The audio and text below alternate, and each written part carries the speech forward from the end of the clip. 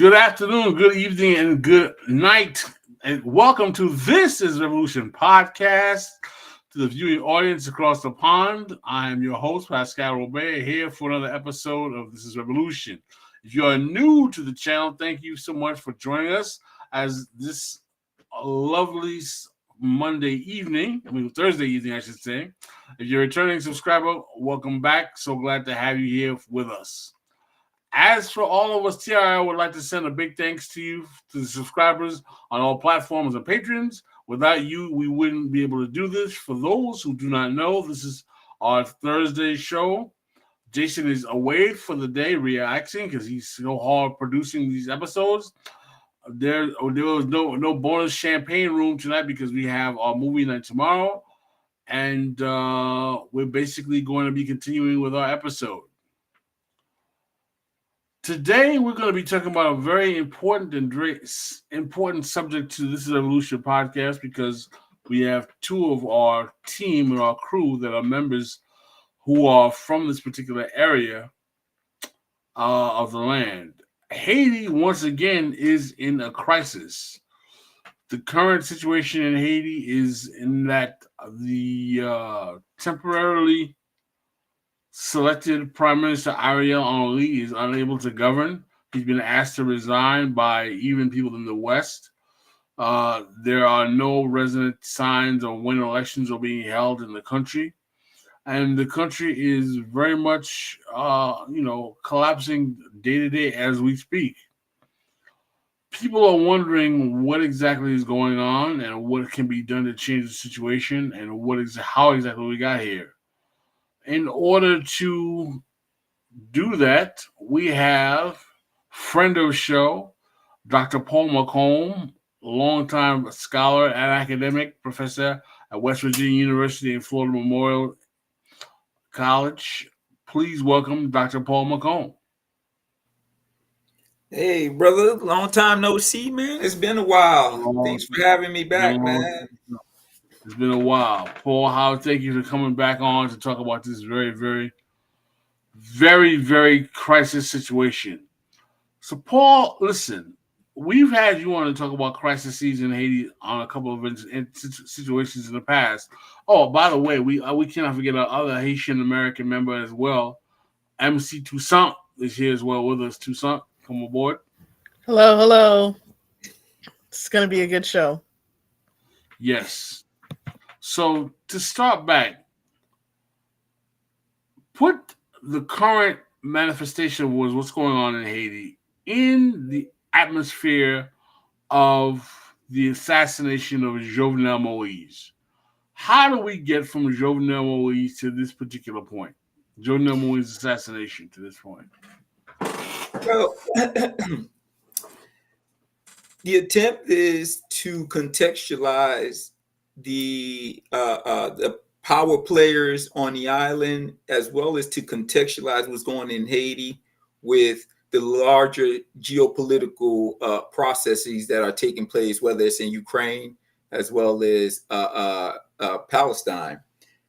Post the assassination of Jovenel Moise, Dr. Ariel Henry was appointed or selected by the West as prime minister or interim prime minister of the island. And he was put in place by the American State Department in the core group, which includes France, Canada, the U.S., and Great Britain as a side partner. And the intent behind appointing Ariel Henry was twofold. One was to continue the privatization of all the state assets began after the earthquake. The privatization of the ports, the privatization of the electric company, as well as other neoliberal policies that he was supposed to implement. Now, Dr. Henry was also implicated in Jovenel Moise's assassination, as has come to light. His wife also was implicated, but in Haiti, rumor becomes reality, so we won't touch on that.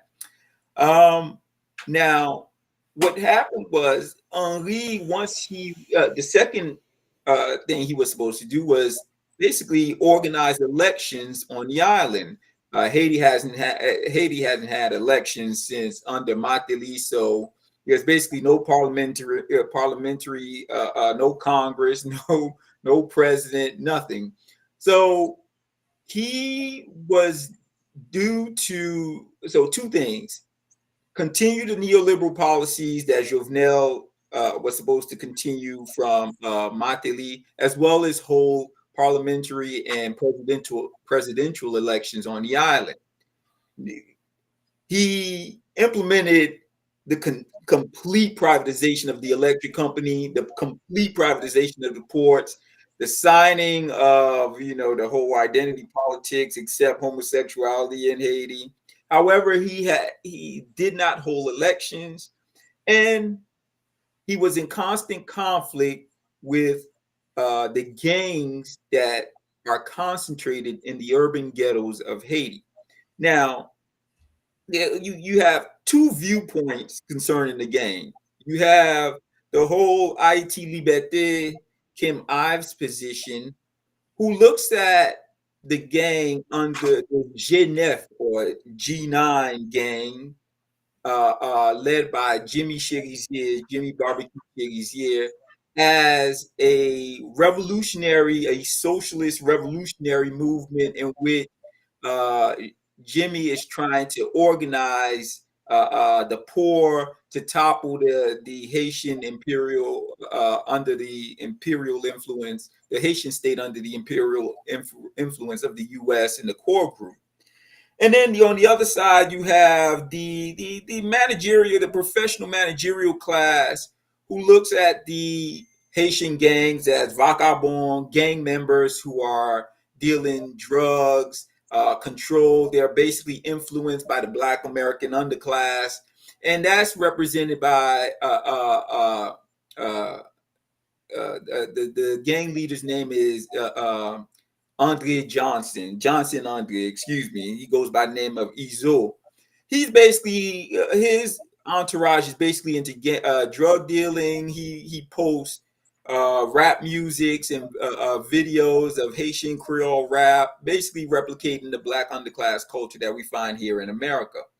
So these two viewpoints of the gangs, the socialist revolutionary represented by Cherizier, as well as the vagabond, the gangster that we find represented by Izo.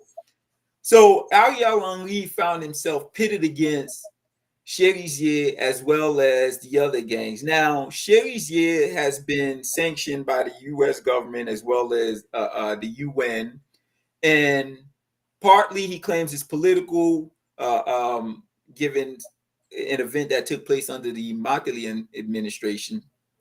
That being said, this conflict would be exacerbated because on February 7th, Dr. Henri was supposed to hold elections or resign, and he did neither. Now, to combat the gang situation, Dr. Henri, with the assistance of the core group, America in particular, decided that they were going to go and invite a Kenyan delegation under this missionary police force to assist the Haitian police force to combat the gang situation in Haiti. So after February 7th, Dr. Henri decided he was going to fly because the Kenyan parliament had decided that there was not an agreement between Haiti and Kenya. Therefore, they could not allow the police force to travel to Haiti. So he traveled to Kenya to sign this agreement.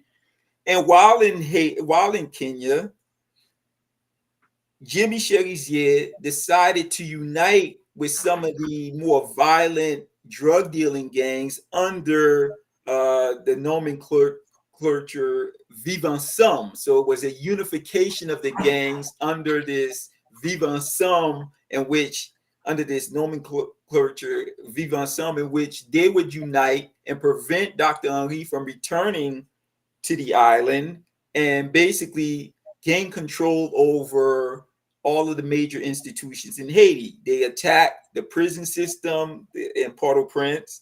They burned it. They released many of the prisoners. They took over the international airport. And this was their revolutionary moment. Now, there's a third member that comes into this process, and this is Guy Philippe, who in 2004 had fomented a coup against Aristide, and he was implicated in drug dealing and money laundering by the U.S. and was jailed for about 6-7 years and was released last year. Upon his return to the island, he decided he was going to start a revolution in Haiti and topple the Henri government. And he also united with some of the gang members. So you have Jean-Michel Rizier, Guy Philippe, who is basically trying to form alliances with some of the grassroots political parties, such as Petit Dessalines under Moïse Jean-Charles. And they got together and decided they were going to topple the Henri government while he was away. Henri tried to return on Monday, and they would not allow him because they took over the Cherizier and Vivre Ensemble took over the airport. So he flew into Puerto Rico. CARICOM, the Caribbean Community, under the directorship of Guyana, decided to, at the behest of the U.S., decided to call an emergency. Well, I believe this is their annual meeting anyway, to call an emergency meeting on Haiti and discuss the situation in Haiti.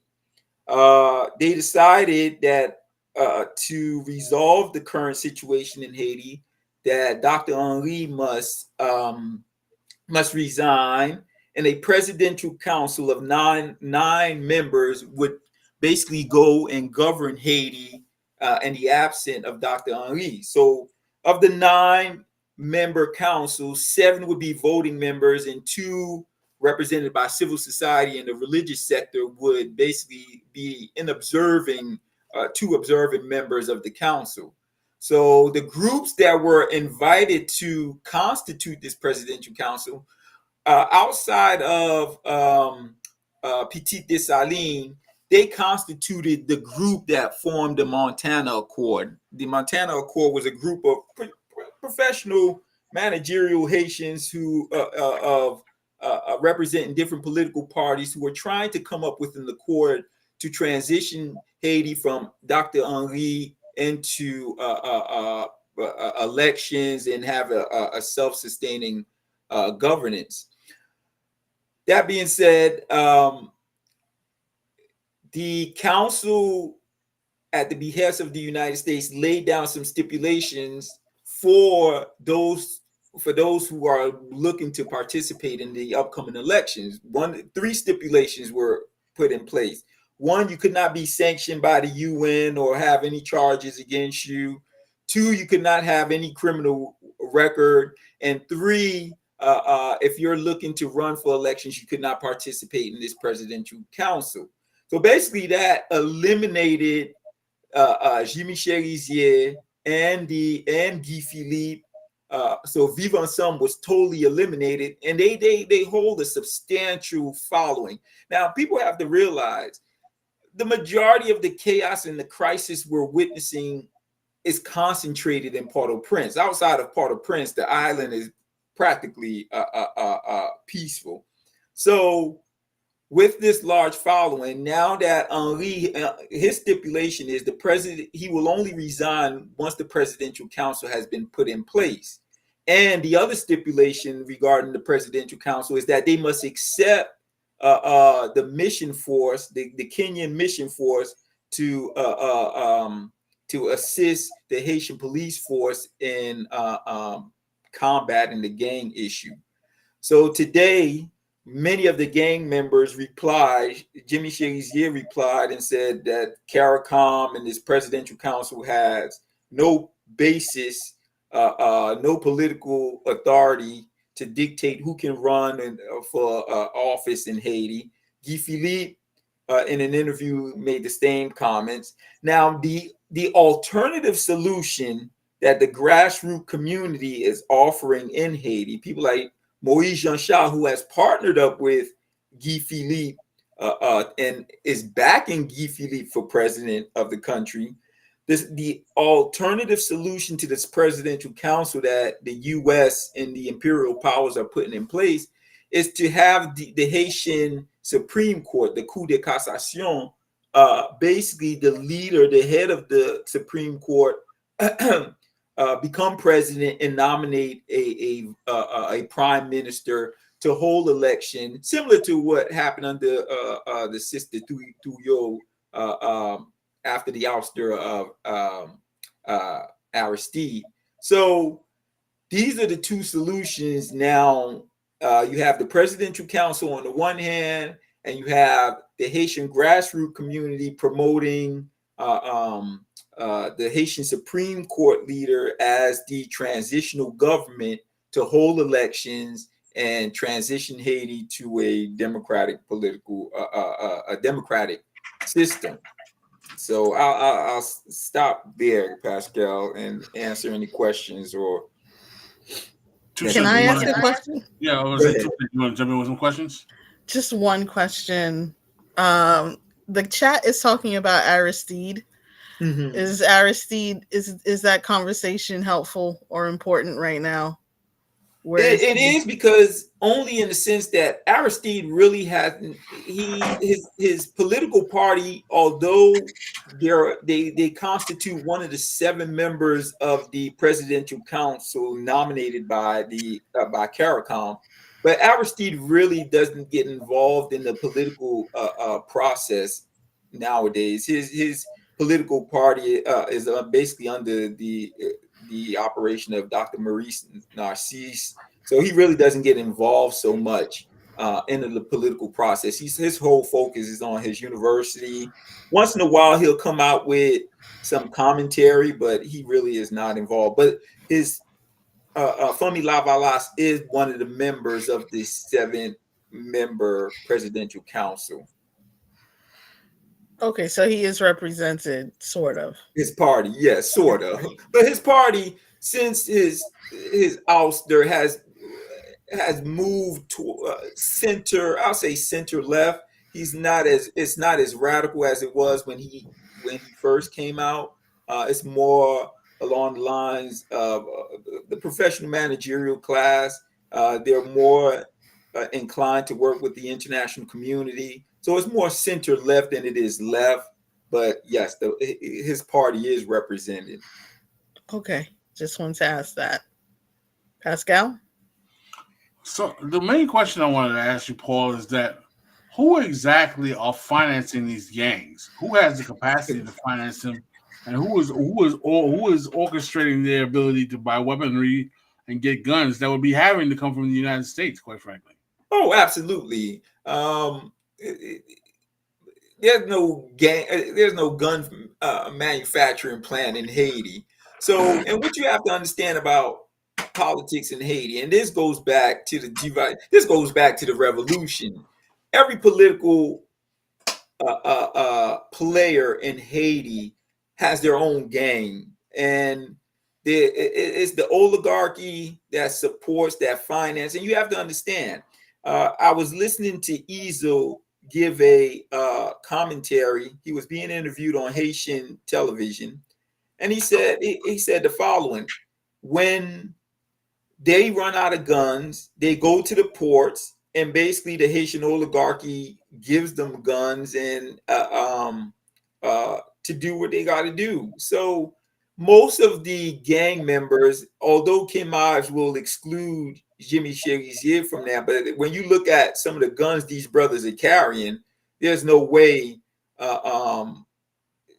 these weaponry did not come from the U.S. and other major players in the area, including Canada, France, the Haitian oligarchy. And when you look at Guy Philippe, Moise Jean-Charles, all of these political leaders, they all have their own entourage and their own gang members that basically supports them and sponsor, or they sponsor through they fund.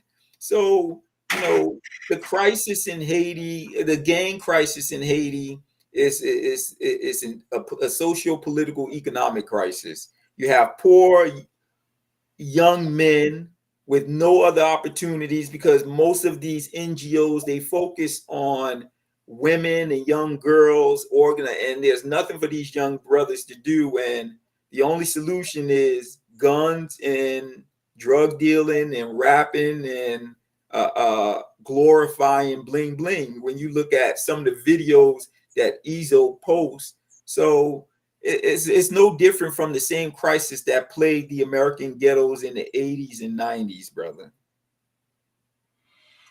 So, would you argue that this phenomenon of these, and I heard Jamima Pierre recently say that she would not call them gangs; she would actually call them paramilitary forces, because they have much more sophisticated weaponry than typical gang members, and many of them are actually high-ranking police or military officials.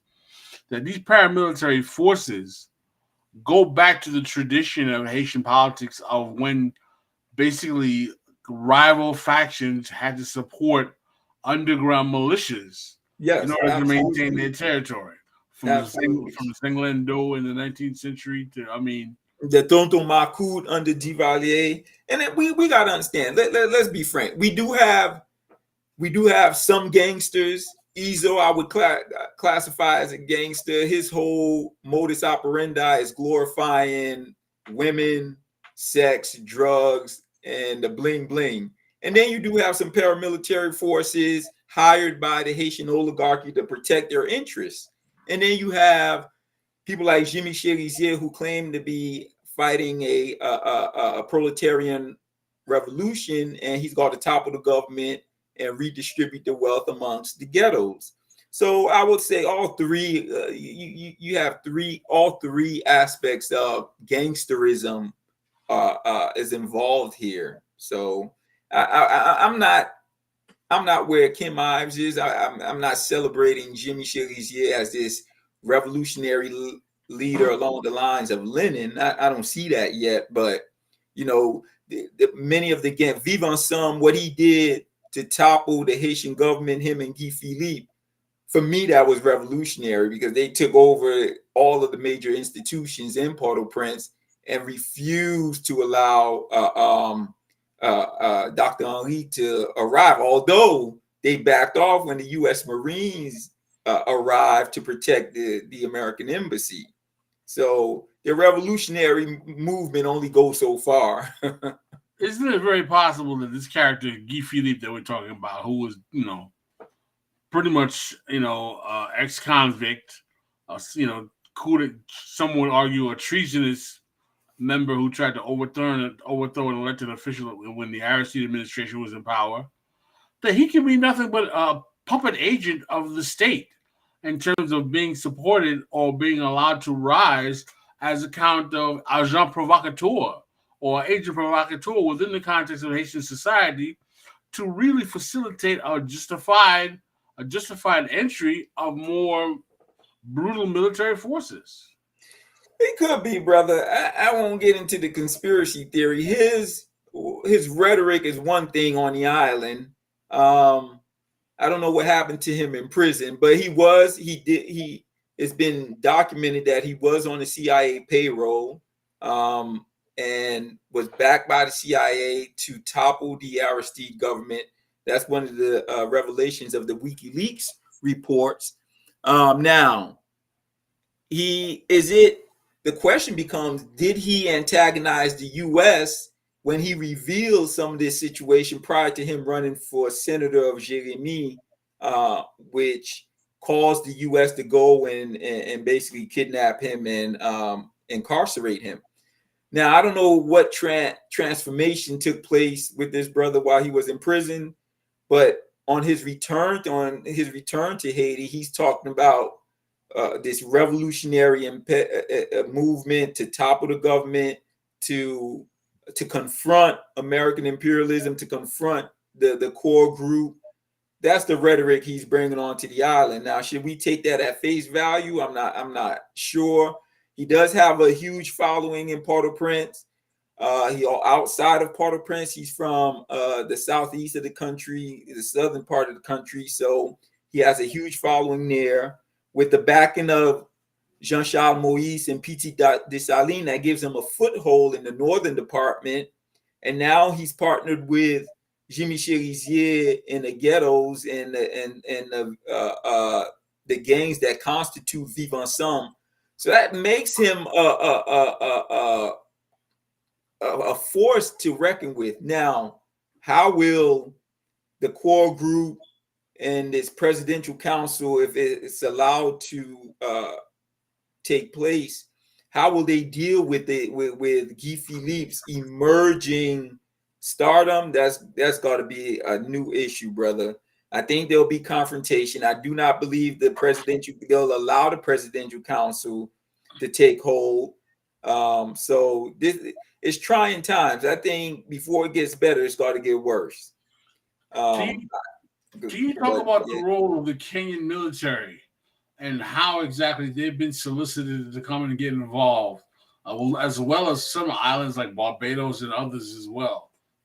Well, and one of your chat, there was a question in the chat about where's the Haitian military, where's the Haitian police force? Well, that's the problem. The gang members have military equipment, but the Haitian state, because it has been so neutered under neoliberal policy, that it doesn't have the fund to fund the police, the fund under Jovenel Moïse. There was an attempt to reconstitute the Haitian military, but given the lack of funding by the government, there's not enough money for equipment. So when Dr. Henry was appointed as prime minister, there was an attempt to solicit the U.S. initially and the core group to assist the Haitian police with combating the gang issue in Haiti. So Dr. Henry actually requested that Marines be sent, as well as that Canada send some paramilitary forces in France. But all three refused. So initially, they all three said they would not send any forces into Haiti, given that they're dealing with the issue of Ukraine, dealing with the issue of Israel. So the next, the alternative was to get CARICOM to send members to a paramilitary force or some sort of force to assist the Haitian police force.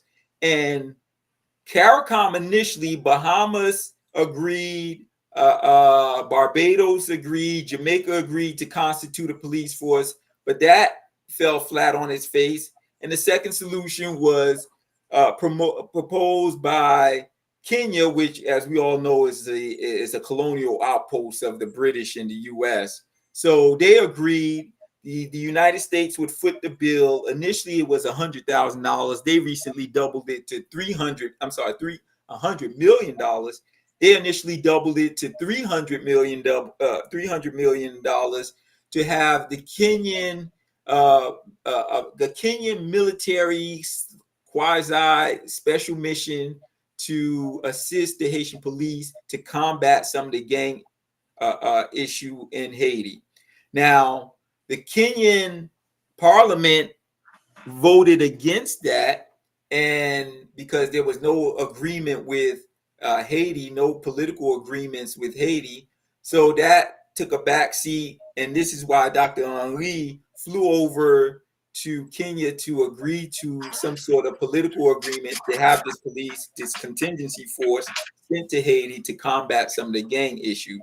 But all of this is America and the core group using people of color to promote their neoliberal imperial policies, brother. The same thing they're doing in Rwanda and the Congolese. They're using Rwanda to attack the Congo. So everywhere, this is what's happening in Haiti, in Kenya, and CARICOM. It's just America using its proxies to basically subdue the Haitian fight for independence.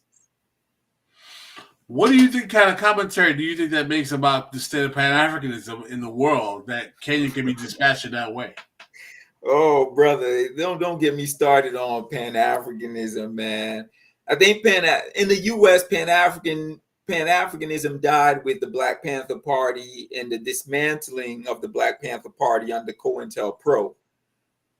On the international scene, as Fanon pointed out, with the appointment of a comprador bourgeoisie to serve as mediator between the former colonial powers and the populace of these emerging independent countries, basically quelled the whole Pan-African movement, centered on not only Pan-Africanism but trying to synthesize Pan-Africanism with socialism. So if you're trying to understand Pan-Africanism today, is basically a form of racial vindicationism synthesized with Black bourgeois capitalism. So you have a comprador Black bourgeois class who racially vindicates itself through its success in Western institutions, and while basically subduing their population to basically serve as a lumpen proletariat for capitalism and imperialism. So there's no I'll say Haiti, Burkina Faso, Mali, Niger are the only, and Eritrea, of course, are the only African countries trying to promote a Pan-Africanism centered on socialism, a Pan-Africanism that dates back to the revolutionary movement from 1950 to 1970. Outside of that, brother, you have South Africa is a paragon of contemporary Pan-Africanism under neoliberalism. The ANC became a Black bourgeoisie in control of the state and basically neoliberalized the state and used their population as a lumpen proletariat for capitalist businesses. And that's what's happening in Haiti today. Can you explain for our audience? We had a question there. Is that Jason in there? That is Jason. What is CARICOM? Can you define CARICOM for our audiences? CARICOM is the Caribbean community. CARICOM was founded in 1973. It basically consisted of the English Caribbean, the British, and the United States. They were small emerging countries, basically with the same economies. They were agriculturally based economies, and to deal with them, the British, the U.S. suggested that they form a community. It's a political and economic community, and basically they serve. It's what CARICOM is to the Caribbean what the European Union is to Europe. Essentially, it's an economic. Although European Union is not political, it's becoming political. It's more economic, but CARICOM is more economic. It's a 15-member state of all the Caribbean countries, 4 observant non-Caribbean non-members, but it's basically a political economic organization of Caribbean states. And what has been their posture traditionally when dealing with Haiti? Haiti became a full member of CARICOM in 2002. Initially, it wasn't a part of CARICOM. Haiti became the first non-English speaking nation in CARICOM in 2002. And for the most part, their stance on Haiti prior to 2002 was always, this is a Black republic, stay out, the U.S. stay out. It was an anti-imperialist position towards Haiti, especially under the Jamaica. Mostly Jamaica and Trinidad and Tobago dominate CARICOM for the most part. And so under Michael Manley, they viewed Haiti as this revolutionary place, and it was anti-imperialism. But since Haiti joined the community, they're so they view Haiti as a pariah state essentially, and they feel they should manage Haiti under the community. The Haitian populace have an antagonistic view of CARICOM. They view CARICOM as an arm of American and the core group's imperialism, and their behavior since 2002 has been as such. Jamaica, Bahamas, Barbados, they volunteered their own police force to combat the gang members. And if you know anything about Haitian history, this notion of having any sort of foreign troops on the island is viewed negatively by the Haitian political elites, as well as not necessarily the economic elites, but the political grassroots organizations view that as imperialism. Can you define more in more specific terms the nature of how Haiti functioning as a francophone country in an Anglophone Caribbean creates some potential tensions in terms of managing its political affairs? I don't want to contextualize it as a francophone operating within an Anglophone community. The issue with Haiti and CARICOM, because of Haiti's poverty and Haiti's lack of political stability, Haiti has never played a major role in CARICOM since its joining the community in 2002. Haiti, under the Martelly organization, Martelly was the one, and Laurent Lamothe were the ones who promoted French as the language of trade in CARICOM. But outside of that, Haiti has not played a major role in CARICOM. It's always been viewed antagonistically. And I won't say the antagonism is linguistic. I'll say the antagonism is more cultural, it's more socio-cultural and political. And on the one hand, CARICOM, the leaders of CARICOM, because of their Western orientation, they view Haiti as a pariah state, and Haiti views CARICOM as an agent of imperialism. That's where the antagonism is more political economy than it is linguistic and cultural. So it really lies in the roots of the fact that Haiti, as a political economy, is not able to muster the GDP that competes with these countries, and as a result, it basically is always, in a position where it's asking for some type of assistance or dealing with the IMF and World Bank and those. Mostly, truth be told, CARICOM is not in a position to provide Haiti with any sort of assistance, brother. CARICOM, the members of CARICOM themselves are dependent on the World Bank, the IMF for their own economies. It's only recently that Jamaica started trading with China, and China is investing in some of the infrastructure in Trinidad and Tobago and Jamaica, in Guyana. But outside of that, CARICOM is itself struggling. However, I would say that the antagonism between CARICOM and Haiti is more so political economy. The Haitian, especially the grassroots Haitians, they view CARICOM as an arm of American and Canadian and British and French imperialism. And the members of CARICOM view Haiti as a pariah state, essentially. Can you talk more about the origins of the core group and their role in the overthrow of Aristide in 2004 and their contemporary role in Haitian affairs as well? Well, the core group is constituted of the U.S., Canada, France, the UK.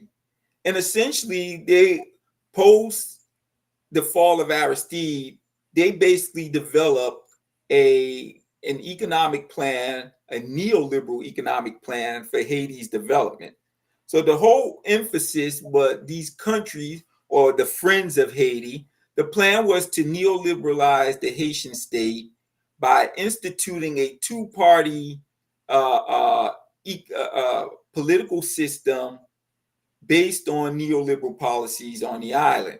So the whole emphasis was on light manufacturing in Haiti, agribusiness, sports and entertainment, and tourism.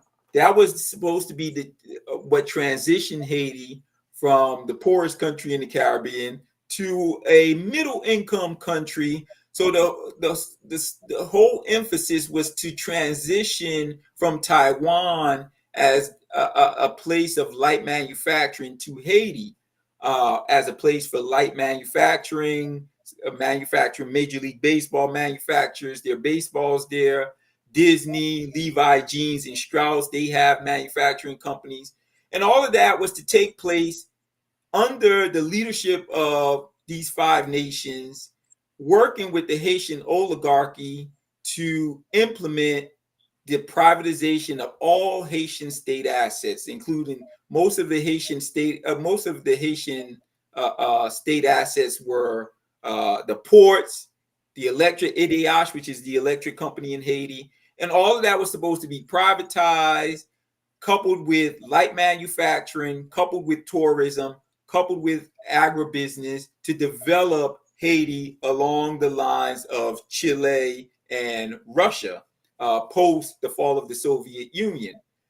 However, in their attempt to implement all of this, they ran into initially under Preval, who partnered up with, the initial issue was Aristide. Aristide tried to foment a revolutionary movement in Haiti, in which he rallied the poor to rise up against some of the neoliberal policies, which he would in turn adopt the second coup, the first coup when he was returned. He adopted many of the policies. One of the major issues Aristide faced was trying to raise the minimum wage, which Hillary Clinton and the State Department were against.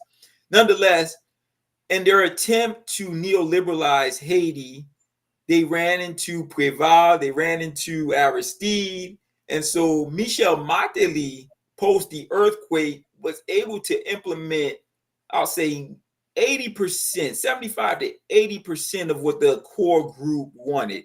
He privatized the ports, which Aristide refused to do. People have to realize the ports in Haiti was the major source of income for the Haitian state.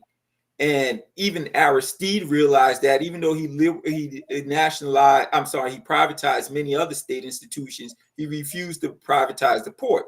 So the largest port today is owned by Bigio, Port Lafiteau, and Port-au-Prince. And basically all the other ports are privatized.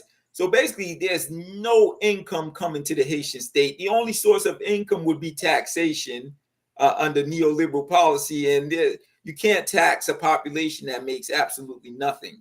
So the Haitian state is a meager state.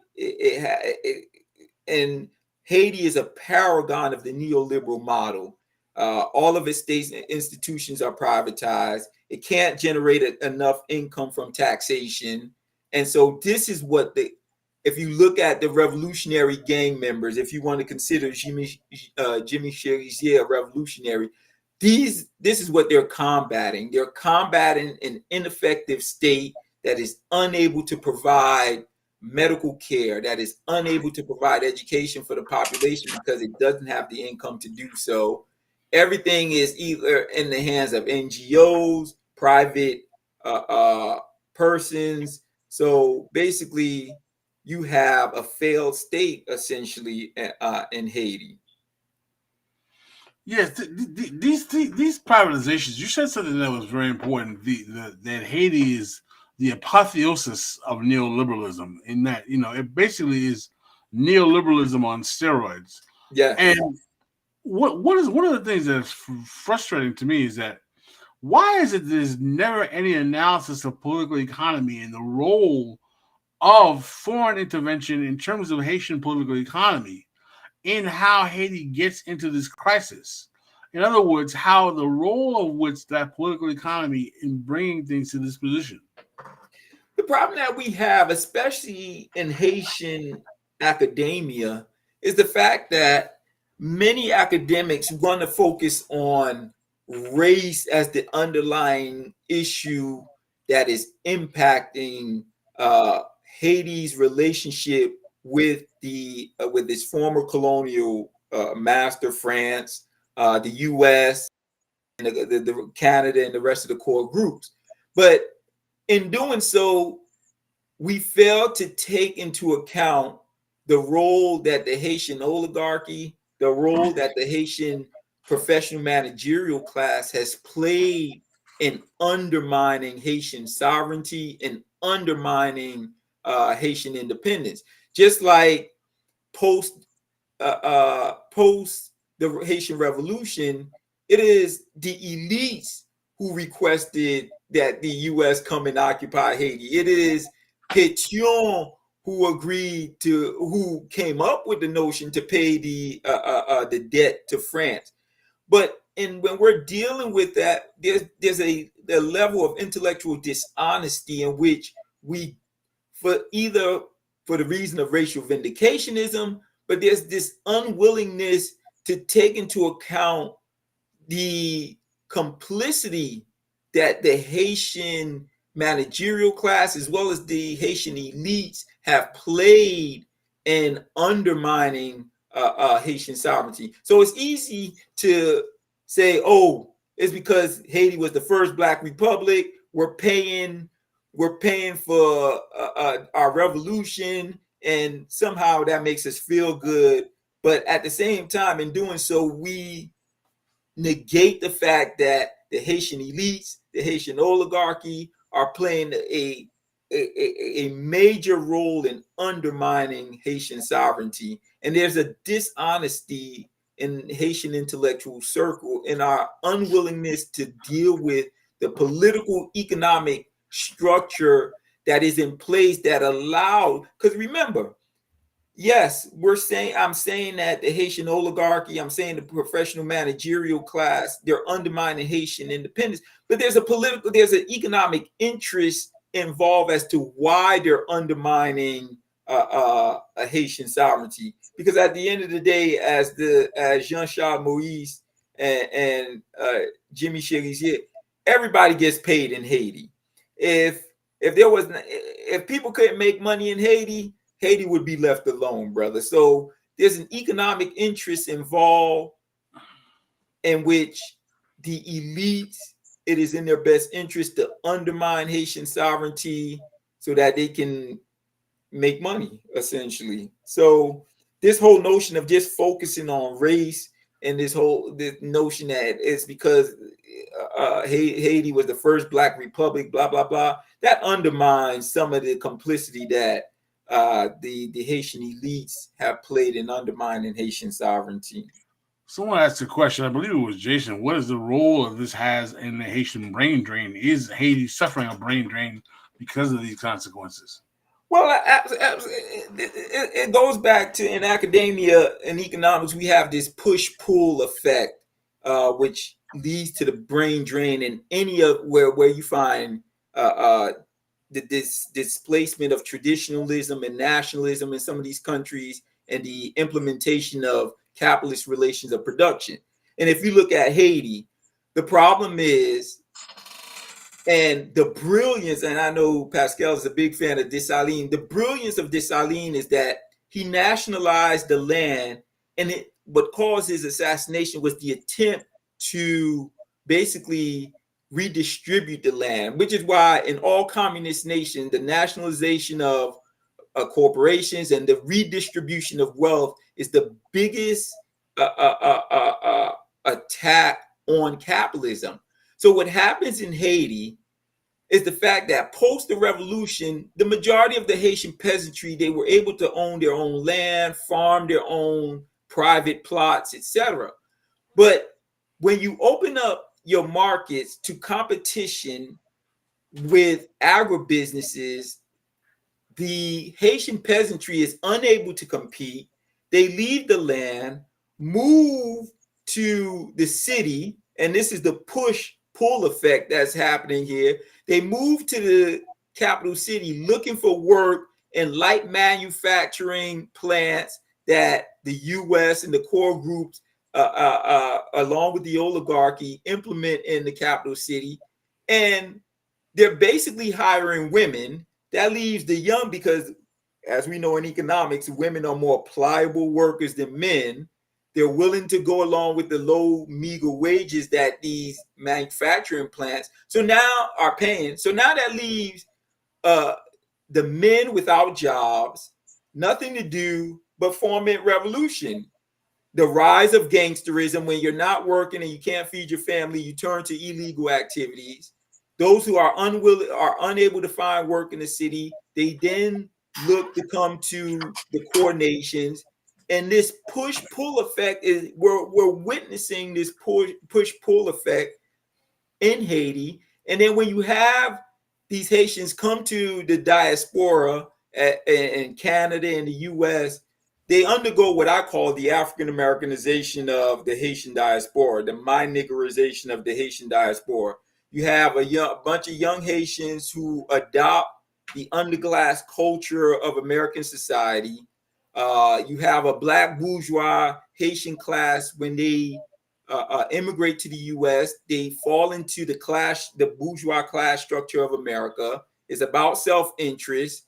So this notion to return to Haiti really is outside of their mind. They become, look at Wyclef Jean. Wyclef basically has been adopted into the African American class structure.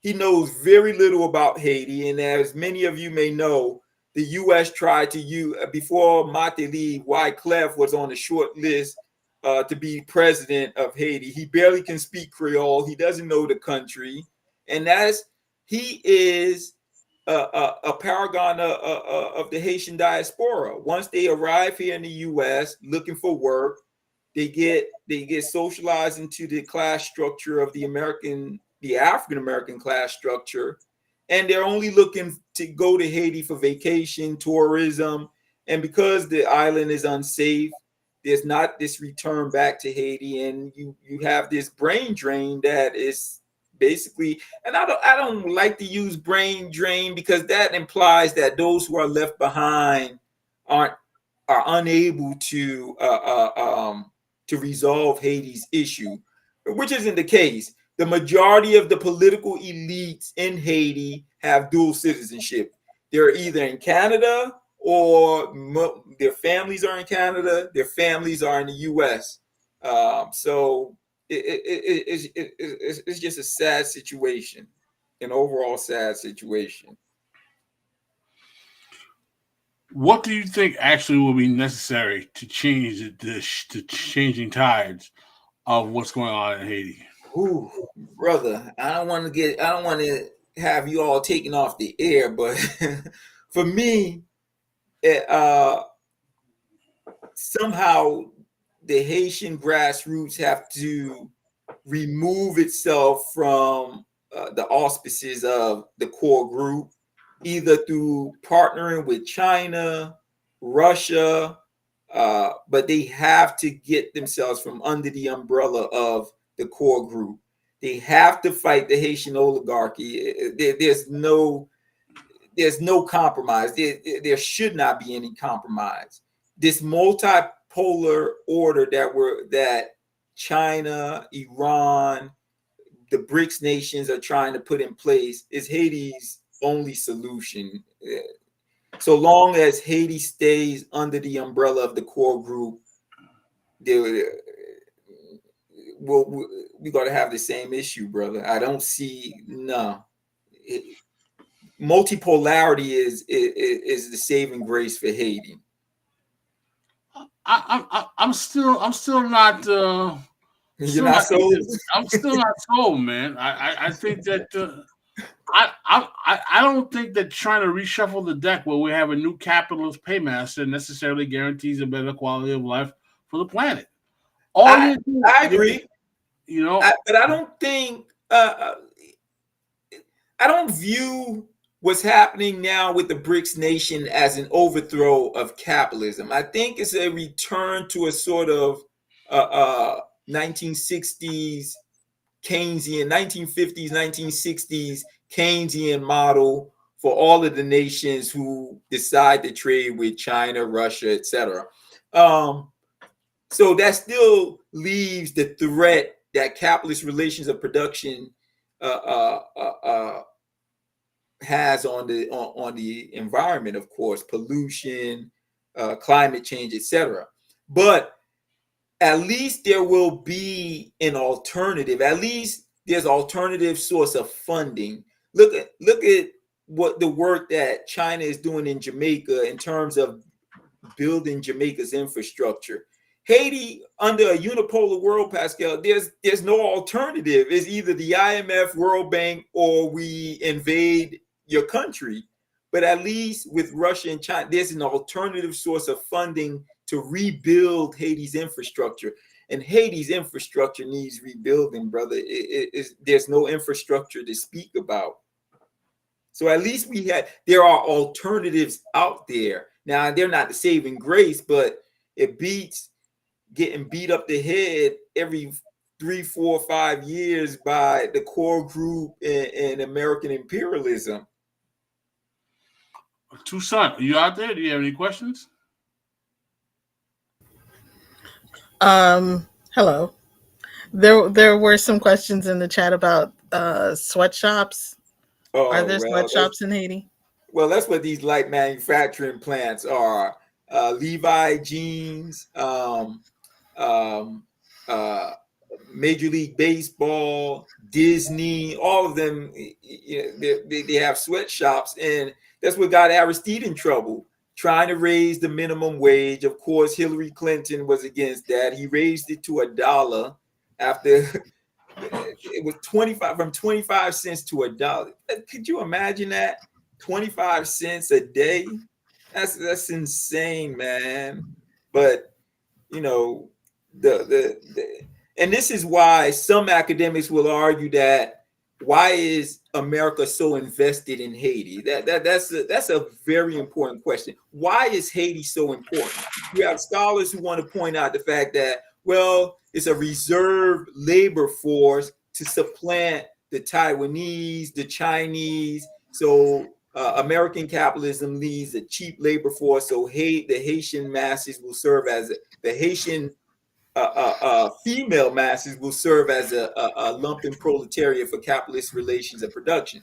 The other argument is that Haiti is sitting on reserves of gold, oil, and other resources required for American post-industrial industries. And the third factor is the fact that, since independence, the American state has been after there's a small island, La Tortue, which is on the northern coast of Haiti, and that serves as a direct route to international trade in Africa and the Middle East. So until we figure out what exactly America wants in Haiti, the only solution is Haiti getting from under the umbrella of the core group. Until that happens, Haiti will continue to be in the same situation year in and year out.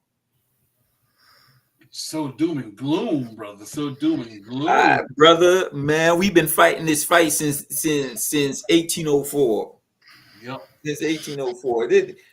I don't see a break between the revolutionary period and what we're experiencing today, man. Haiti has been fighting the same fight. We have any questions in the chat? Any super chats? Wow, that was a fast hour, brother. Oh, I didn't even it's been an hour already, man. It has been. Well, let me ask this one question. Mm-hmm. Do you see any good news anywhere? Anything that looks bright or promising besides BRICS? I think the ass kicking that Russia is giving Ukraine is promising. I think the turn against Israel is promising, and I think I think what's happening in Haiti is promising. To be honest with you, I really do. I think these brothers preventing Ariel Henry from returning to the island is a step forward, because I don't think Ariel Henry was going to hold elections anytime soon. So I think this is promising. What I know is looking is very gloomy right now, but there's some promising events happening, and I think those three events, what's happening in Haiti, the Ukraine affair, what's happening in Palestine, as gloom as it is, these are revolutionary moments that we need to capture and take advantage of and displace American imperialism. What is the situation in Haiti Central Highlands? Oh, you're talking about the bridge, not the bridge, the canal. Oh. Well, that hasn't stopped. It's still going on.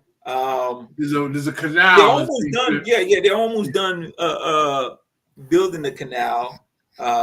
Basically, the Dominican Republic backed off. They backed off. So that's been quiet. Outside of Port-au-Prince, it's safe. My family flies into Cap Haitien every year, no issues. And I have young family. Full disclosure, my family has a peristyle in Okap, in which from June 1st to June 30th they hold a voodoo ceremony and honor the ancestors. And younger members of my family fly in, no problems. Port-au-Prince is the issue. It's the main fighting ground. As Suluk used to call it, Porto Crime, land of crime, because that's land of crime. That's where they assassinated Dessalines. All right, I feel like this is the best we've gotten out of you. This is really, yeah. This is you topped yourself. This has been a great show. No. I'm with Pascal. Sometimes you want to get down, but when you really look at, I try to synthesize theory and praxis. So when you really look at it theoretically, you see this moment is pregnant. It's pregnant with revolution, man. I think something good can come out of this. What we're witnessing on a global scale, I think something good will come out. Well. Okay. What? Wait, hang on. You've been publishing. I don't want you to forget. Go ahead. Talk to us about that. Oh, I have let me see. I have a new book out called Black Assimilationism and Neoliberal Globalization. This is with my co-author Dr. Carol Tomlin and Erickson Mapfume. I have another one out on consciousness and the physics of consciousness. And I have one coming out on Haitian socialism, tracing the origins of Haitian socialism from Dessalines to contemporary times. Okay, real quick, we do have a super chat question for you. Mm-hmm. What about the hoes? What about the hoes? Are these hoes loyal? In Haiti, don't get scammed through Facebook. You have women asking you to pay for their nursing program.